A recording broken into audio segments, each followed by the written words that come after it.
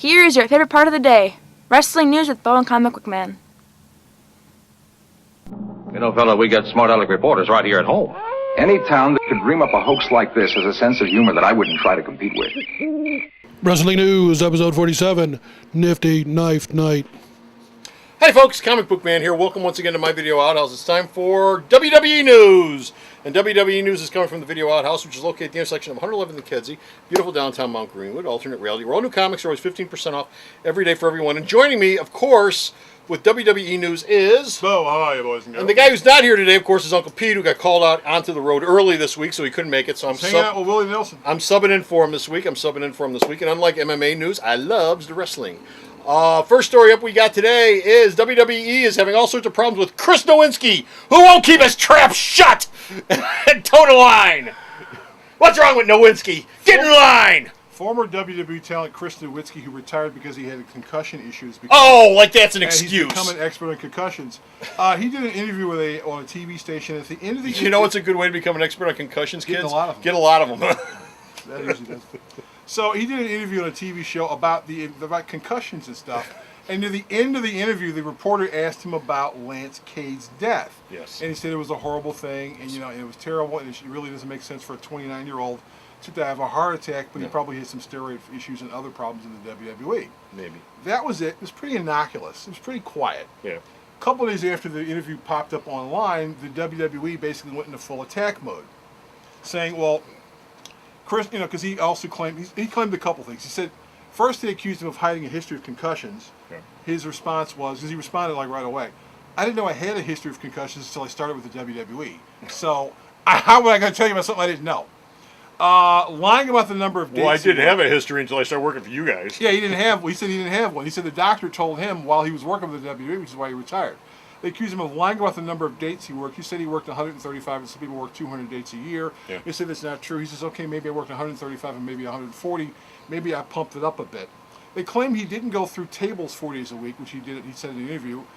But who did he fight to put him? He fought the Dudley Boys for basically about 4 months straight, and the end of their matches was always table, putting a guy through a table. Ladders. So how you can tell me he never went through tables? Bubba, get the tables! Right.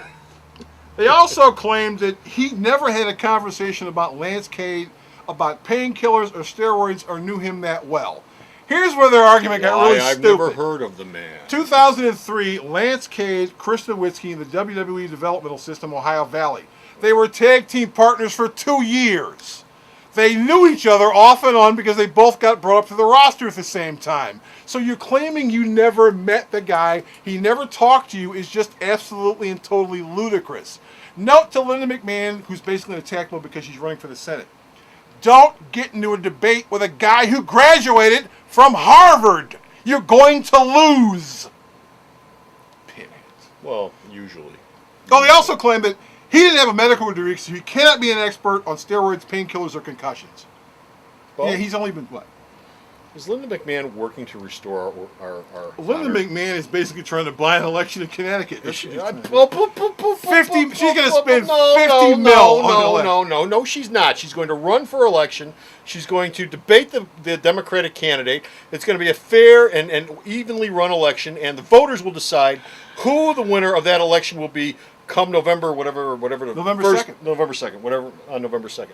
That's what's going to happen. She's not buying an election. You cannot buy an election in the United States of America. You can only run in an election in the United States of America. She's going to spend 50. And I am working every day to restore our honor in this country. Every day, in every way, I'm working to restore our honor as Americans. And as a side note to all this, when Linda McMahon was... There is no side to that. Yes, there is. Not to restoring America's honor. Well, it could be. Well, speaking of honor, okay, we're on the same topic. Yes. Linda McMahon, when they asked Linda McMahon about Lance Cade's death, she made a statement such as, "We can't be as much blamed as Lance Cade's death as the movie industry can be blamed for Heath Ledger's death, and I never met him." Here's the problem with all this. Yes. Harley McNaught, Lance Cade's father, went to a bunch of WWE events with his son. Linda walked up to him and said, "Hi, Lance, how you doing? How are things going?" They met a number of times, so to claim you never met a guy, and you know there's a picture out there somewhere in the web of Linda McMahon standing next to Lance Cade doing this. So, stupid, Linda. Stupid. Meanwhile, Skip Sheffield has broken his left ankle at a house show. Yeah. How horrible for him. Well, here's the How problem. did he break his ankle? Well, he was wrestling. He took Yeah. a move. He hit something bad. He broke his ankle. Here's the problem. When you started the Nexus angle, you had 8 wrestlers. Yes. Okay, then you fired Brian Danielson. So that means you... No, Well, Daniel Bryan. Daniel Bryan. So then it knocked you down to 7. Okay, then you did an angle on a Raw show a couple weeks ago where you kicked a member out, so you were down to 6. Now Sheffield broke his ankle. Now you're down to 5. You're running out of Nexus wrestlers every waking moment of the day. Time to bring the next crew up. Well, you can't do that because they have to bring in new people from the season of NXT, and that's just too late. Now, Well, they got that other. They're doing the second one. They got the second season. The second season actually ends on Tuesday here. They've also, internally in the W, they've already said that the whole Nexus idea is probably going to be over in October anyway. So, Okay.